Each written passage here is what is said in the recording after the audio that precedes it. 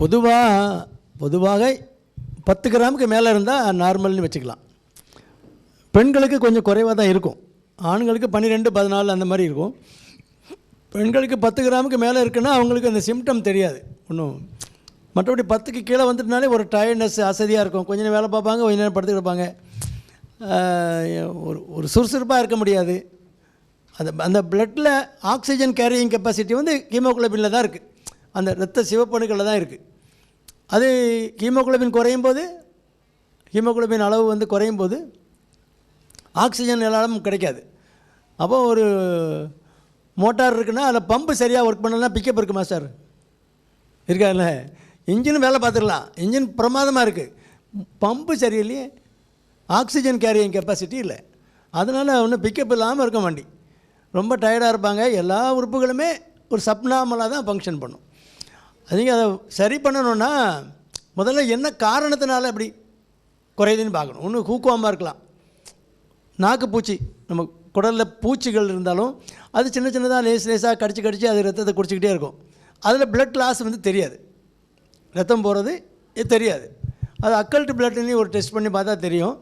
அதுவும் அந்த சும்மா ஜஸ்ட் லைக் தட் ஒரு வேம் இன்ஃபெஸ்டேஷன் கொடுத்துடலாம், கிருமிக்கு ஒரு மாத்திரை கொடுத்துடலாம், அது போயிடும், அந்த வேலை முடிஞ்சுது. அப்புறம் லேடிஸ்க்கு வந்து பீரியட்ஸுக்கு ஹெவியாக இருக்கான்னு பார்க்கணும். ஒரு 3 நாளைக்கு 4 நாளைக்கு பீரியட்ஸ் இருக்கும். ஒரு பீரியட்ஸில் ஒரு 50 ml பிளட் லாஸ் இருக்கும் நார்மலாக. சிலருக்கு 200 மில்லி 300 மில்லி லாஸ் இருக்கும். சிலருக்கு வந்து ஃப்ரீக்வெண்ட் பீரியட்ஸ் இருக்கும், ஒரு மாதத்துக்கு 2 தடவை 3 தடவை வந்துடும். அப்படி இருக்கவங்க அதெல்லாம் கரெக்ட் பண்ணணும். இப்போ ஒரு பாத்திரத்தில் தண்ணி ஒழுகுதுன்னா, காணாமல் போகுதுன்னா என்ன, எங்கே ஓட்ட கிடக்கணும் போது அதை அடைக்கணும், அப்புறம் நீங்கள் நிரப்பணும். அதனால் சிலர் பைல்ஸ் இருக்கும், பைல்ஸு ஃபிஷர் இருந்து மோஷன் போகும்போதெல்லாம் சொட்டாக ரத்தம் விடும், சல்லுன்னு அடிக்கும் சில நேரம். அதெல்லாம் கண்டுக்க மாட்டாங்க, பெயின்லெஸ்ஸாக இருக்கும். பைல்ஸில் ப்ளீடிங் இருக்கிறது, வலியே இருக்காது, ஆனால் ரத்தம் மட்டும் போகும். என்னவோ நம்ம கலராக போகுது, ரொம்ப சந்தோஷம் தான் நினச்சிக்கிட்டு இருப்பாங்க. கடைசியில் பார்த்தா ஹீமோகுளோபின் குறைஞ்சி கிடக்கும்.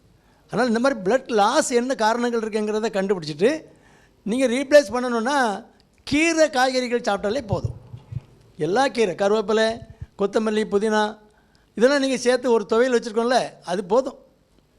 அதிலே எல்லாம் இருக்குது. அயன் இருக்குது, கால்சியம் இருக்குது, மெக்னீஷியம் இருக்குது, எல்லாம் நமக்கு தேவையான தாது உப்புகள் எல்லாம் அதிலே இருக்குது. அப்புறம் கோதுமை கேப்பை மாவில் வந்து அயன் கண்டென்ட் அதிகமாக இருக்குது. அப்போ கேப்பை தோசை, கேப்பை உப்புமா, கேப்பை இடியப்பம், அந்த மாதிரி கேப்பை எடுத்துக்கலாம். அந்த சிறுதானியங்கள் அதில் எடுத்துக்கிட்டிங்கன்னா அதில் அயன் கொஞ்சம் கூட இருக்குது. அதுக்கப்புறம் பேரிச்சம்பழம் டெய்லி ஒரு 4 பழம் சாப்பிட்லாம். சுகர் உள்ளவங்களுக்குமே 2-3 பழம் சாப்பிட்டா ஒன்றும் செய்யாது. நீங்கள் எல்லாம் கண்ணாப்பினான்னு வயிறு முட்டை சாப்பிட்டுட்டு 2-3 பேரிச்சம்பழம் சாப்பிடக்கூடாது. உடலில் எப்போது ஒரு காலையில் இருந்தவொடனே 2-3 பேரிச்சம்பழம் சாப்பிட்டுக்கலாம் சுகர் உள்ளவங்களும். மற்றவங்க 4-5 பேரிச்சம்பழம் டெய்லி சாப்பிட்டுக்கலாம். பல வகைகளில் பேரிச்சம்பழம் சாப்பிட்டுக்கலாம். மற்றபடி நான் சொன்னேன்ல, கீரை ஒரு வாரத்தில் ஒரு 2 நாளைக்கு தண்டங்கீரை வச்சா போதும். நான் அந்த பசங்கிட்ட கேட்பேன், உங்களுக்கு இனிமையாக இருக்குது, பொட்டல் புதூர் யானைக்கு எங்கே மட்டன் வாங்குறாங்க தெரியுமான்னு கேட்பேன். நம்ம ஊரில் தான் வாங்குறாங்க, எந்த கடை தெரியுமான்னு கேட்பேன். அவன் அந்த கடையாக இருக்குமோ இந்த கடையாக இருக்குமோம்மா. அது வெஜிடேரியன், யானை வெஜிடேரியனுங்கிறது கூட பசங்களுக்கு தெரியல, ஸ்கூல் போகிற பசங்களுக்கு. நம்ம ஊரில் தான் மட்டன் வாங்கி அங்கே கொடுத்து விட்றோன்னு நினச்சிக்கிட்டு இருக்கான். அது பியூர் வெஜிடேரியன். அதை விட சக்தி வாய்ந்தது எங்கேயாவது இருக்கா? சக்தி வாய்ந்த முருகன் எங்கேயா இருக்கா? பெரிய பனைமரத்தையே பிடிங்கி தூக்கி தூர ஊற்றிட்டு போயிடும். அவ்வளோ சக்தி எங்கேருந்து வருது? பச்சை காய்கறியிலேருந்து தான் வருது. இது இந்த மூத்தவர்களுக்கு சொன்னால் தெரிய மாட்டேங்க. அது கேள்வி கேட்டு பதில் சொல்லி, ஏன்னா காய்கறியில் அவ்வளோ சத்து இருக்குது. கீரை தானே சாப்பிடுது, பச்சை பசுந்தலைகளை தானே சாப்பிடுது, அதில் எல்லா அயனும் இருக்குது. அப்போ நமக்கு என்ன கீரை சாப்பிட முடியுமோ அதை சாப்பிட்டுக்கணும். கீரை காய்கறிகளை சேர்த்துக்கிட்டாலே போதும். நான்லாம் வீட்டில் எப்போதுமே ஒரு துவையல் வச்சுருப்பேன். அதில் கருவேப்பிலை, கொத்தமல்லி, புதினா எல்லாம் போட்டு அரைச்சி வச்சுருப்பாங்க. அது 2 நாளைக்கு ஒருக்கா அரைச்சாலே போதும். அதில் ஒரு ஸ்பூன் போடாமல் நான் சாப்பிடவே மாட்டேன். அதனால் அது சாப்பிட்டாலே போதும். எனக்கு ஹீமோகுளோபின் பாருங்கள் 12, 14 அப்படி இருக்கும், எப்போதும் அப்படி தான் இருக்கும். அதனால் சிம்பிள், நம்ம அப்ளை பண்ணுறது ரொம்ப சிம்பிள். அதை கொஞ்சம் முயற்சி எடுத்தால் போதும். கீரை காய்கறிகள், கீரை தான் முக்கியம்.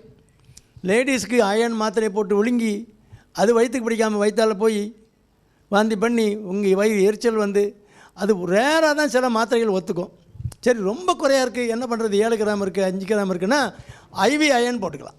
ஒரு குளுக்கோஸில் போட்டு வாரத்துக்கு ஒரு தடவை ஐவி அயன், நரம்பில் போடுற மாதிரி அயன்லாம் ப்ரிப்பரேஷன் வந்திருக்கு. வாரத்தில் ஒரு ஐவி அயன் போட்டாலே ஒரு 5-6 வாரம் தொடர்ந்து போட்டோன்னா ஹீமோகுளோபின் இப்போ ஒரு மாதத்தில் 2 கிராம் 3 கிராம் கூடிரும். ஆனால் லாஸ் இல்லாமல் பார்த்துக்கணும். வேறு எங்கேயாவது லாஸ் ஆகுதா, பிளட் லாஸ் இருக்காங்கிறத நம்ம சரி பண்ணிட்டா இவ்வளோ போதும். இதுக்கு மேலே ஒன்றும் இந்த பக்குவமாக இருந்துக்கிட்டால் போதும். உணவு பழக்கங்கள் காய்கறிகளை தான் சேர்க்க மாட்டாங்கிறாங்களே நிறைய பேர். குழந்தைகள்கிட்ட சொன்னால் கீரையா அவன் ஓடியே போயிடுவான் அப்படிங்கிறாங்க. அதனால் அது முக்கியமான ஒரு உணவு நம்ம உடம்புல கண்டிப்பாக சேரணும் அப்படிங்கிறத சொல்லிக் கொடுக்கணும் பிள்ளைகளுக்கு. நம்ம பக்கத்தில் உட்காந்து சாப்பிடணும். குழந்தைகள் சாப்பிடும்போது நம்மளும் உட்காந்து கீரையை பாடுறா என்ன பாடுற இதை சேர்த்து மிக்ஸ் பண்ணி இதை அது கூட அந்த கூட்டையும் வச்சுக்க இந்த கூட்டையும் வச்சுக்க சாம்பாரையும் விடு. இல்லை நீ மீன் குழம்பு வைக்கும்போதே கீரை வச்சுக்கலாமே. கீரைக்கு மேலே மீன் குழம்பு வச்சோன்னா பிரமாதமாக தான் இருக்கும். அதனால் ஏதோ ஒரு டேஸ்ட்டே நீங்கள் உள்ளே தள்ளிடணும், அவ்வளோதான். எல்லாம் நீங்கள் அல்வா மாதிரி இருக்குமான்னு எல்லா உணவையும் இனிப்பாக இருக்கணும் அப்படி இருக்கணும் என்ன பண்ணுறது?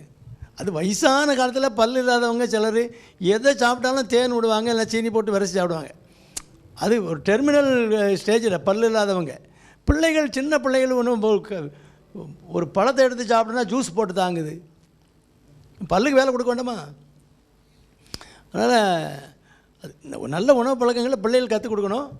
பெரியவங்க நான் சொன்ன மாதிரி அந்த உணவுகளை சாப்பிட்டுட்டு ஏதாவது பிளட் லாஸ் இருக்காங்கிறத செக் பண்ணி ஒரு தடவை பார்த்துட்டோன்னா பிளட் பாட்டில் அந்த மெயின்டைன் ஆகும்.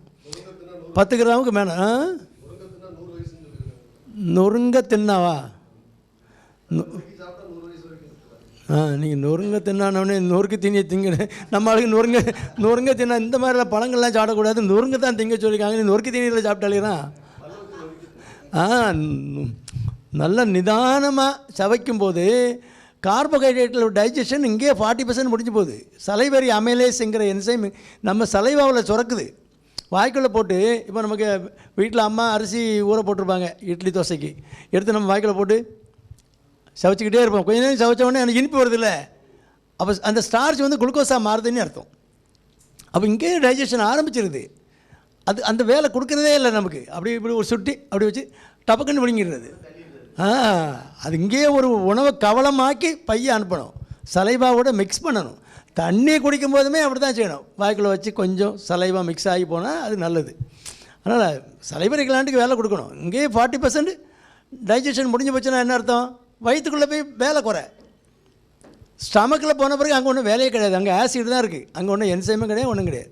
அந்த ஆசிட் ஏதாவது பாக்டீரியா உள்ளே போச்சுன்னா அதை க்ளோஸ் பண்ணிவிட்டு கொஞ்சம் அந்த ஆசிடில் மிக்ஸ் பண்ணால் கொஞ்சம் பதமாகும்ல, ராவாக இருக்கிறது கொஞ்சம் பதமாகி அப்படி கொஞ்சம் கொஞ்சமாக கல்பாக கொஞ்சம் கொஞ்சம் வெளியில் போகும். அதுக்கான அந்த சிறுகுடல் ஆரம்பத்தில் வரும்போது தான் ஹிப்பாட்டிக் அமைலேஸ் வரும், லிவர்லேருந்து பித்த நீரில் வரும், பேங்கரியாட்டிக் அமைலேஸ் வரும், கணையத்துலேருந்து வரும். இந்த ரெண்டும் மிக்ஸ் ஆகி அமைலேஸ் அப்புறம் லைப்பேஸு கொழுப்புலாம் டைஜஸ்ட் ஆகிறதுக்கு அங்கேருந்து லைப்பேஸ் வரும். அந்த என்சைம் லைப்பேஸுங்கிறது லிப்பிடுனா கொழுப்பு, ஒரு புரோட்டீஸ் வரும். புரோட்டீன் டைஜஸ்ட் பண்ணுறதுக்கு புரோட்டீஸ். இதெல்லாம் மிக்ஸ் பண்ண தான் அந்த கணையத்தில் உள்ள நீரும் பித்த நீரும் அந்த மிக்ஸ் ஆகி சிறுகுடலில் அதெல்லாம் மிக்ஸ் ஆகி அப்படியே டைஜஸ்ட் பண்ணுறதுக்கு வேலை நடக்கும். இந்த டைஜஷனை கார்போஹைட்ரேட் டைஜஷனை நீங்கள் 20% 30% இங்கேயே முடிச்சிடலாம். நிதானமாக சாப்பிட்டேன்னா அப்போ உள்ளுக்குள்ளே உள்ள சிஸ்டத்துக்கு லோடு குறை. அதனால தான் ரொம்ப நாளைக்கு அது நல்லா சிஸ்டம் நல்லாயிருக்கும். ஏன்னா 12 மணிக்கு உட்காந்து அள்ளி போடுறானே மாவு பொருளை, அப்போ மாவு பொருளை என்ன பண்ணணும்? அந்த 8 மணிக்கு உள்ள அப்படி முடிச்சிட்டோன்னா அந்த அமைலேஸுக்கு அந்த வேலை, கணையத்துக்கு வேலை கிடையாது, லிவருக்கு வேலை கிடையாது. அவங்களாம் ரெஸ்ட் எடுக்க போயிடலாம். பகல் முழுசும் வேலை பார்த்துருக்காங்களே, ரெஸ்ட் எடுக்க போயிடலாம். இவன் ரெஸ்ட் எடுக்க போயிட்டான்னா 12 மணிக்கு அள்ளி உள்ளே போடுவான். போட்டோடனே கல்லீரல் பார்க்கும், என்ன இளவே அள்ளி போட்டானே இவன், என்னடா பண்ணுறது அப்படின்னு அங்கே பேங்கரேஸ்ட்டை கேட்கும். அங்கே கணையத்தில் கேட்டால் ஏய் என்ன செய்கிறது, இது போட்டால் அவன் பாரு நாளைக்கு காலையில் பாரு பிச்சு பிடிங்கிட்டு போகும், வா நீயும் கொஞ்சம் வேலை பாரு நான் கொஞ்சம் வேலை பாருன்னு பாரு ராத்திரி கிடந்து வேலை பார்த்துட்டு கிடக்கும். அப்போ இந்த வேலை பார்த்தா நம்ம வேறு உடலில் உள்ள வேறு டாக்ஸின்ஸ்லாம் இருக்குது. நீங்கள் பகல் முழுசும் ஓடிக்கிட்டு இருக்கீங்க, அதில் நிறைய நச்சு பொருட்கள் பிளட்டில் உண்டாகிருக்கு. இதெல்லாம் மாடிஃபை பண்ணி வெளியேற்றக்கூடிய பொருளாக மாற்றி ஒன்று எதிர் லங்ஸுக்கு அனுப்பணும், இல்லைனா கிட்னி மூலமாக அனுப்பணும். அதனால் அந்த வேலைலாம் நைட்டு முழுசும் லிவர்லாம் பார்த்துக்கிட்டு தான் இருக்குது. அந்த வேலையை பார்க்க முடியாது. இந்த பைப்பில் போட்ட சோத்தை தான் டைஜஸ்ட் பண்ணணும். இவன் போட்ட பரோட்டாவையும் அதையும் இதையும் டைஜஸ்ட் பண்ணி முடிக்கிறதுக்கே விடிஞ்சு போகும். பிறகு எங்கே டாக்ஸின் வெளியில் போகும். அப்போ ஆன்டி ஆக்சிடென்ட் இவன் அது வந்து டாக்ஸினாக உடம்புல ஊறிக்கிட்டே இருக்கும், உடலில் சேர்ந்துக்கிட்டே இருக்கும், எல்லா உறுப்புகளையும் கொஞ்சம் கொஞ்சமாக டேமேஜ் பண்ணும். அதனால் சாப்பாடை அந்த டைமுக்கு முடித்து நைட்டுக்கு உங்களுக்கு லேட்டாக படுத்துட்டு படுக்க லேட் ஆகுனா பழங்கள் சாப்பிடுங்க, அவ்வளோதான். It's pre digested food. அதுக்கு வந்து ஃப்ரீ லெஃப்ட்டு போயிட்டே இருக்கலாம், சிக்னலே கிடையாது, சிக்னல் நிற்க வேண்டிய அவசியம் கிடையாது. நம்ம என்ன பண்ணுறோம், சாப்பிட்டு முடிச்சுட்டு அப்புறம் 2 புல்ல போடுறோம். அது இங்கே நின்றுட்டு அங்கே கீழே போகிறதுக்கு 2 மணி நேரம் ஆகும். தேவையில்லை, முன்னால் சாப்பிடணும்ல, சாப்பாட்டுக்கு முன்னால் சாப்பிடணும், இல்லை சாப்பிட்டு 2 மணி நேரம் கழிச்சு சாப்பிடணும். பழம் சாப்பிடும்போது கரெக்டாக சாப்பிடணுன்னா, மறுபடியும் நமக்கு 2 மணி நேரம் முடிச்சிருக்க மாட்டோம் அப்படின்னா ஒரு பழத்தை பின்னால் உரிச்சு போட்டு போயிடலாம்.